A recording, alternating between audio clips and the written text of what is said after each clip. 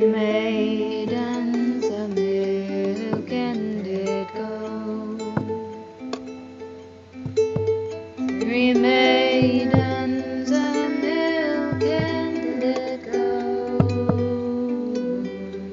And the wind it did blow high, the wind it did blow low.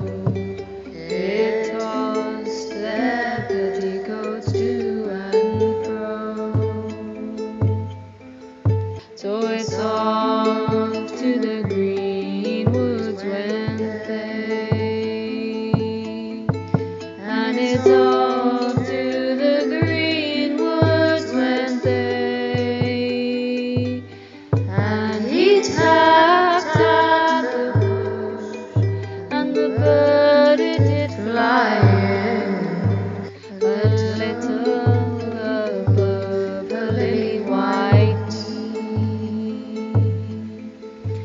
her sparkling eyes they did turn round,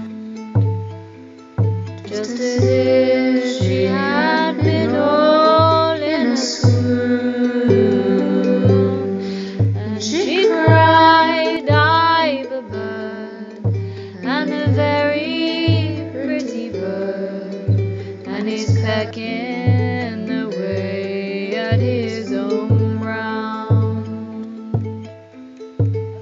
He's a help to the bird in the bush. He's a help to the bird in the bush. And we'll drink up the sun, we'll drink down the moon, that the people say little or much." Hello Psychic Explorers, welcome back to the Ineffable Else. Welcome if you're new, and today we are continuing our journey discussing the planet. Today we will be looking at the domicile for Jupiter, which is Sagittarius. So this will apply to you if you have Jupiter in Sagittarius, and likewise if you have Jupiter in the 9th house. It's a wonderful place to be, it's very straightforward. I recommend you going back and watching the introductory video that I made about this placement, about this planet, because you have a sort of very innate understanding of this archetype because it's in its truest form, and what it essentially boils down to is it is a magnifying glass. So anything that it is shining its light on, wherever it is in your chart, whatever it's coming into contact with, it will exaggerate or exacerbate that particular feature.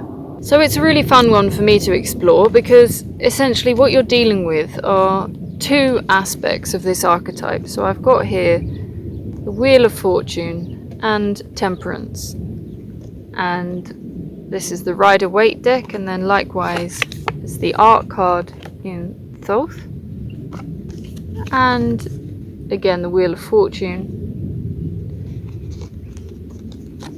You're dealing with the curiosity to be a scientific psychonaut, cosmonaut, someone who's going to experiment and play and try and be the alchemist, mixing things together, trying to combine everything together to find that one ultimate solution, that one complete picture. It's not so much a solution as it is an understanding, a complete understanding. And then over here you have the Wheel of Fortune. It's to do with an optimism and a luckiness and an understanding of this curiosity will always lead you to something juicy and exciting, and it's not so much about the destination, it's about the journey. So I suggest that you study these cards. You can find them online and interact with this notion of how curious are you, because if you don't find yourself to be particularly curious, that's a really sad sign. That's a sign you've been shut down for asking too many questions, and you are here to ask questions, to explore and to be consistently curious. Whenever you actually are delivered some sort of solution, you can move on to the next thing. It's never about finding an ultimate truth and sitting with it. It's about deepening and broadening and widening it. It's stretching your soul. I choose these cards because they are related to this sign of Jupiter and this sign of Sagittarius. And there is a complexity in them, and there's a beauty and a divine order, but your curiosity, this Jupiter faction within your chart, this tool, is just that. It's a tool, so it will only be expanding what your deepest interests are. So are you a scorpionic soul? Plutonic soul? Is it expanding something in the depths? Reaching down, digging deeper? Into the soul, into the waters of your soul? Or are you someone very Venusian? More of a Taurus quality, and you're expanding your relationship with beauty and form, and finding patterns, and finding sequence, and finding the best way to do something? Is it a practicality? Is it finding systems that actually work and perfecting them and widening their reach, widening their scope? Whilst, of course, this is a fire giant and Sagittarius is ruled by fire, it's the alchemist, and the alchemist needs to combine all of the elements together to be able to coagulate, to be able to melt and meld things together. It's not interested in one thing. It's interested in going down many different routes, many different channels, and finding the thing that unifies and brings it all into one. It can be frustrating for others in an individualistic sense. It's seeing things from above and beyond, and yet respecting the innate individuality of every element within that whole. This is why I see it as being this kind of cosmic joke, because whichever way you think the chips have landed for you, whether you feel blessed or cursed, there's an ultimate surrendering to the thing that transcends duality, in which we are both demon and angel, and where we're able to communicate with both and live alongside each other, those who are living in hell and also living in heaven. This is the thing about this reality that we live in. So if you are watching this because you have Jupiter in Sagittarius, which house does it fall in? Because that will give you a slant, it will give you a shade of which area of life this is expanding for you. Also look at transits. When are you going to be passing through this time? This is around 2019 we were going through this. It was all great and expanding before it was then locked down and shut up. How did you utilize that time and that optimism? It was a funny moment, as we felt for sure that a new decade starting was going to bring something very special and different. And it did expand for sure, but not necessarily in a way that we may think of as being particularly positive. But this archetype asks you to really check yourself, check what you see as being positive or negative, and check your arrogance in thinking you know what is positive and what is negative, because you don't have all the pieces. You don't know all of the divine order of things, the inner workings of the universe, and we never will. One person never can know everything. And it should be a heartwarming thing, this realization, because how depressing would that be if any human could ultimately become God? It's the mystery that keeps it fascinating. It keeps us engrossed. It keeps life worth living. It could be of worthwhile interest to you to investigate the ways of old, and the ways of esoteric knowledge, and the ways of converting base metals into gold, and what was the objective in that, and how does that transfer into a soul sense? How do we purify our souls, and how do we accept that we are what we are, and we can love ourselves completely whole, whilst also knowing that there are still many transformative processes that need to happen, doors that we need to be brave enough to step through. It can be the strangest thing, it can be the littlest maneuver of your soul. I counted 8 planes in the last 15 minutes that I've been sitting here. It's quite astonishing, really.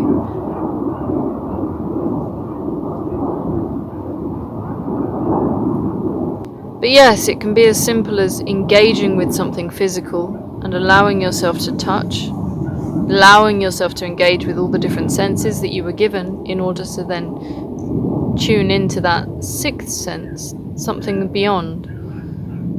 And it's bringing the mind, it's psychedelia, it's bringing the mind down into matter and kind of externalizing your thoughts and realizing that they are just these frequencies. This is a really nice placement to discuss, because it's talking about the fundamental desire to transform and to learn and to reform your fractals and reform your being and interact with yourself in a very meta level and understand yourself as so much further, far beyond any identity, any labeling, any external or internal idea of yourself.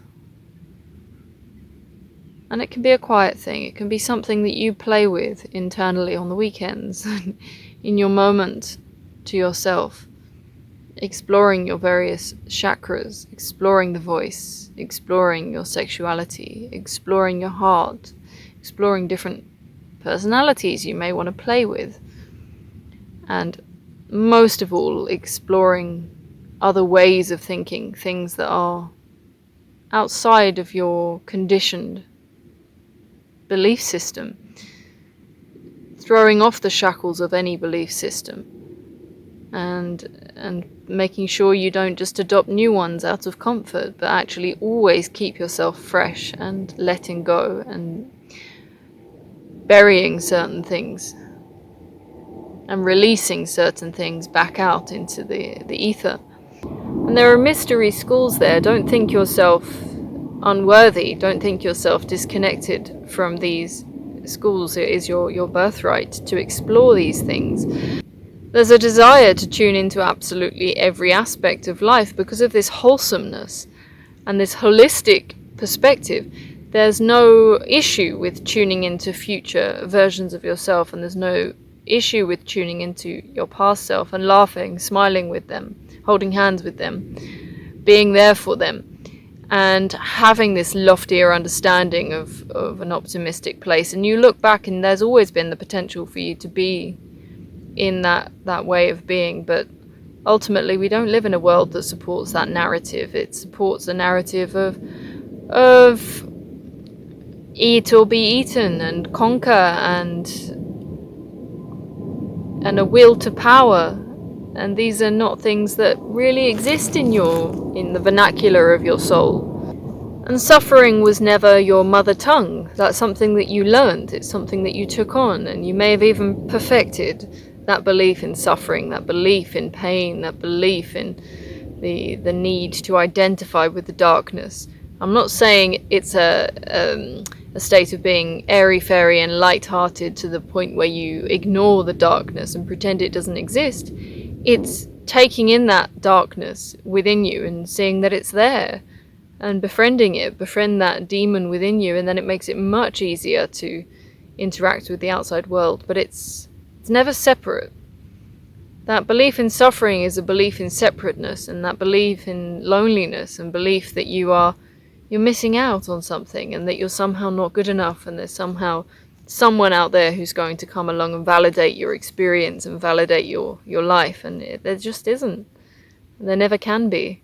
There's only you, and there's only me, and there's only one I at the heart of it.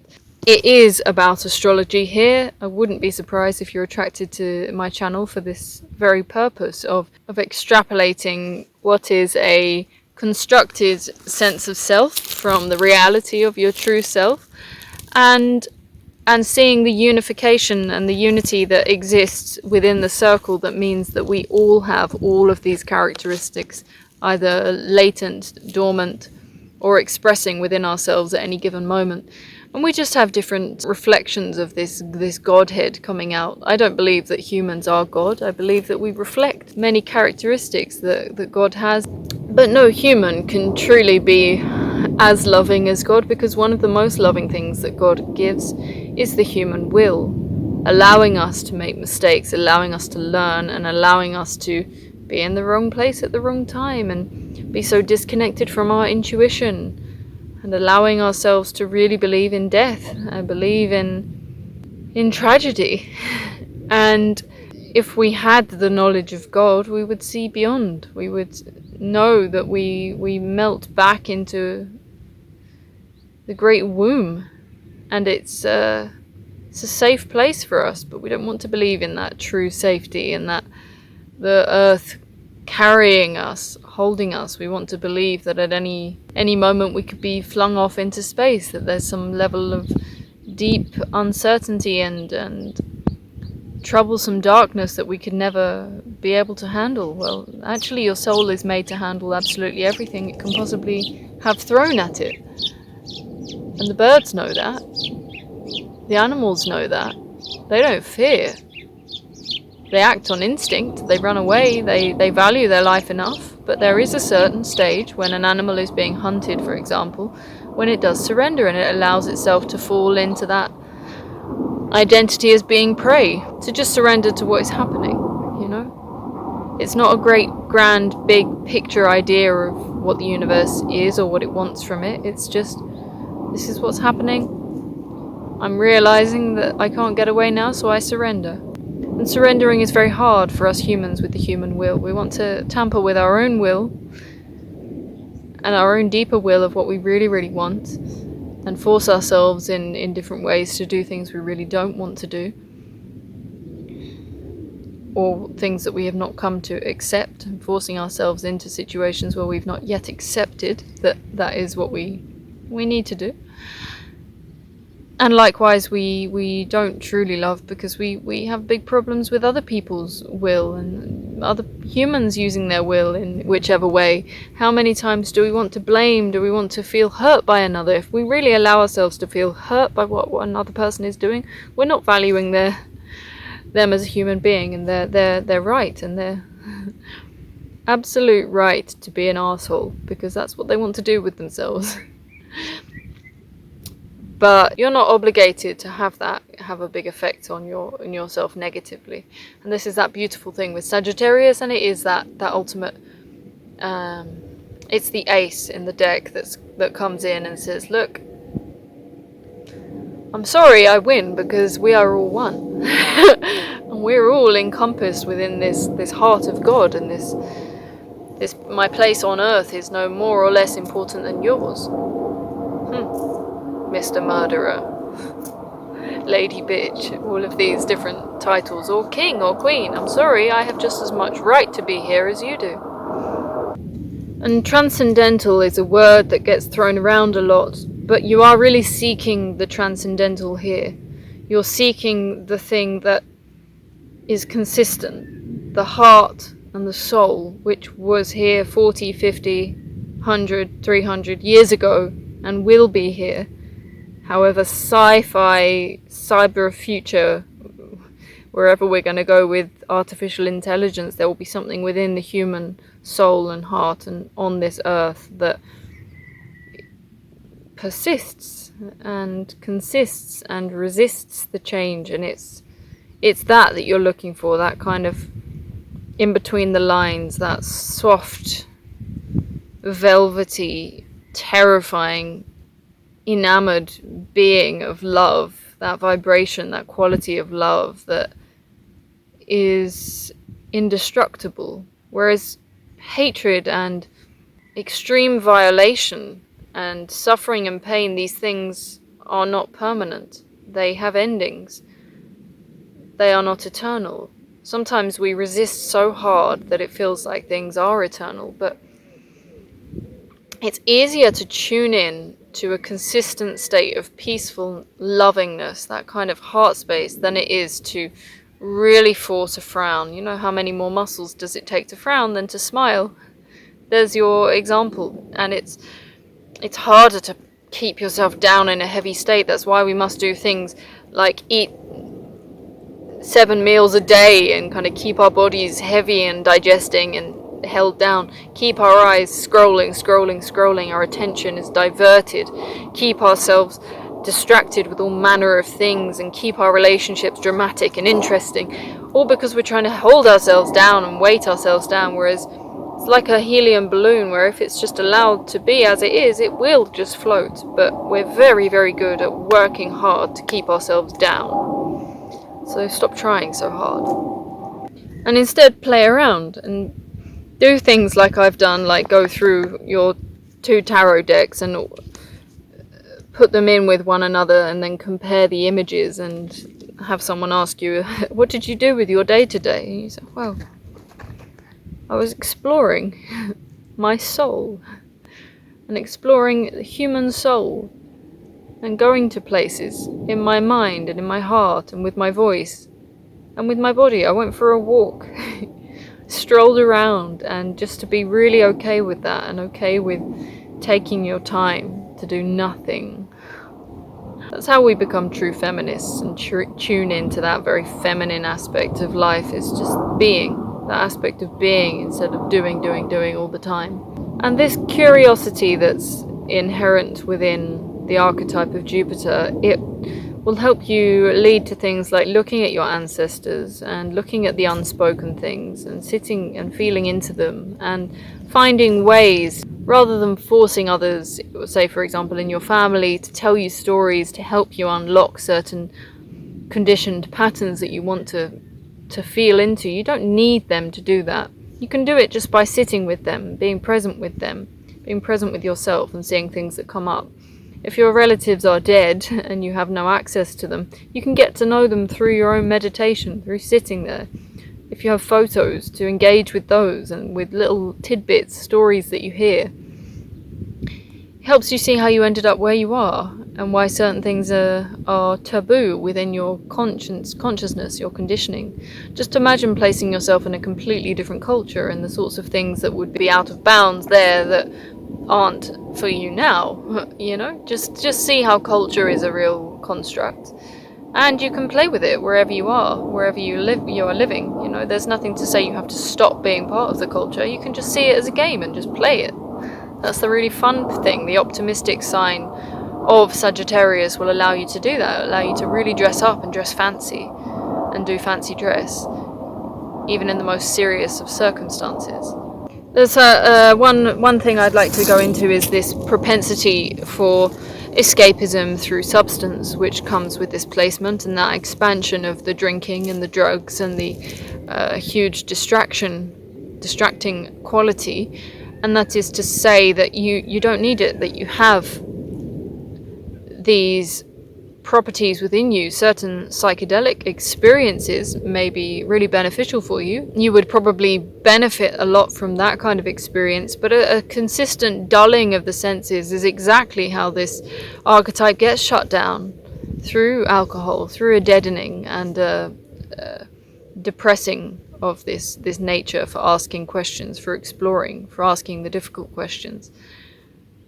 And instead finding that life of sobriety and seeing your own soul as your drug, your biggest high that you can get, that ultimate hit is that huge dose of reality. I mean, that is a schism on your consciousness that could not be achieved through any other substance. Clear seeing and clarity can be one of the most trippy, far out things you could ever do. And this is why I suggest meditating, sitting with something, walking with something. Walking is great, the movement of the body, getting that body moving, keeping your reality checked in with the body. You must learn these lessons in order to then go into that stage within the body.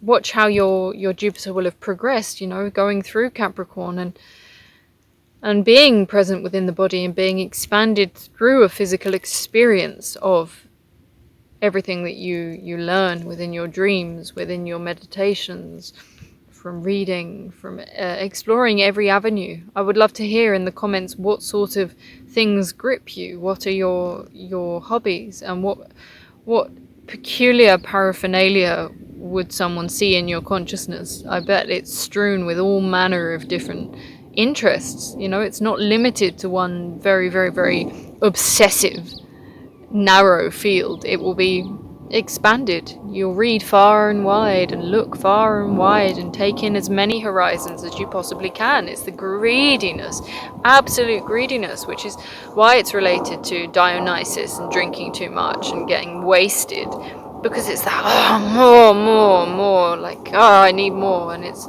more wealth of knowledge, more abundance, more good fortune, which you're opened and entitled to, which other people don't have the balls to gain. That birthright, that heaven, that kingdom of heaven that is waiting for you. You have no fear with opening that gate, because there's an underlying feeling of optimism that allows you to make that leap. It's a blessed placement is what I'm saying. It's extremely benefic. It's a really, really lovely, pure, potent force within your chart. How is it engaging with the other aspects of your chart? Is it making any nice trines or sextiles, conjunctions? Anything it's in conjunction with, it's just going to bring that big fatness, that rich ripeness that Jupiter brings, that absolute abundance. It's going to have, there's a little meme with the Earth with its one little moon being, ooh, I like my moon, and Jupiter's there with 12 moons. Like, why not? Why not? Go big or go home. And that will then be expanding whatever it's in conjunction with, or whatever is moving across that sign. So learn. It's going to be a great moment for manifestation for wherever it is on your chart. When the moon moves through this particular placement or this degree within the chart, that's your best time for manifestation of something. And don't be surprised if big things happen around that time. Keep your intentions really true to your heart, and keep your mind as in check with your heart and as aligned with your chart as you possibly can, so that when you manifest things, they are exactly what you're looking for and exactly true to you.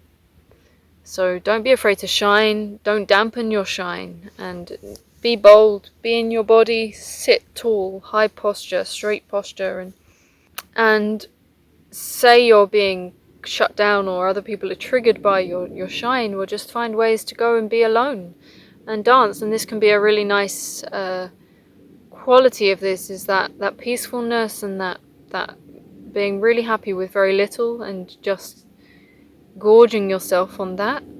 And then if someone comes into your sphere and they are ready for some of that light to shine on them, then you've not depleted yourself. It's not been wasted on someone who wasn't open to it. And then you actually have something to give from within. Because ultimately, as you see the world as being all one, we are all one, you're going to have the urge to be altruistic. It's a very potent altruistic charge. That's what this energy is. So, with that final plane, I think I'm going to be off. So thank you so much for being here, and for just keep remembering that life is a trip, life is a journey. So dance and walk along that path, like do a kind of hop, skip and a jump. Keep that spring in your step. The other thing that you would certainly benefit from would be ceremony, and making everything into a ceremony, and sanctifying and spiritualizing daily life, bringing in that universal consciousness into every small thing that you do. You will never ever be bored. I'm really going to be surprised if anyone with this placement is ever bored. Please go to the website ineffableelse.com if you'd like a reading, and I will see you in the next one. Ciao.